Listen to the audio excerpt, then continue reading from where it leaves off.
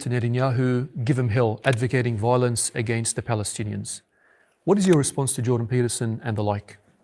Allah subhanahu wa ta'ala says in the Quran, قَدْ بَدَتِ الْبَغْضَاءُ مِنْ أَفْوَاهِهِمْ وَمَا تُخْفِي صُدُورُهُمْ أَكْبَرُ. Hatred has appeared from their tongues, and the hatred that their hearts conceal is even more so. This is a person that I have been seeing his videos on and off. There's no doubt there's some issues that are positive, but I have always found him to be an ardent supporter of Zionism against our Palestinian brothers and sisters. And this has shown clearly from the very beginning.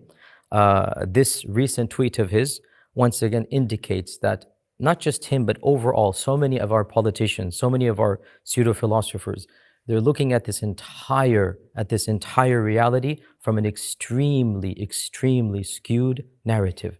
How can one ignore 80 years of oppression? How can one ignore 80 years of colonization? How can one ignore 80 years of direct taking over of the lands and the peoples? People that are not even Muslim, Nelson Mandela and others have mentioned that the Palestinians have been treated at times worse than, Nelson Mandela says, in some policies worse than the South Africans were treated under the apartheid regime. How can we ignore this reality? And then when Palestinians attack back, what their oppression has been is ignored, and that one attack is highlighted. So the reality is that this type of one-sided reporting and this type of narrative in which only one side is perceived as the victim and the other side is completely ignored, it is about time we demolish this narrative. Let us take a look at the full picture. Fact of the matter is that our Palestinian brothers and sisters, their land, their lives, their peoples have been taken over for 3 generations. For how long will they remain like this? The world has been completely ignoring their plight. I have visited that land multiple times. I've interacted with the Palestinians. Why is there a Palestinian diaspora around the world? Over 10 million Palestinians are scattered around the world. Their ancestors have keys to their homes.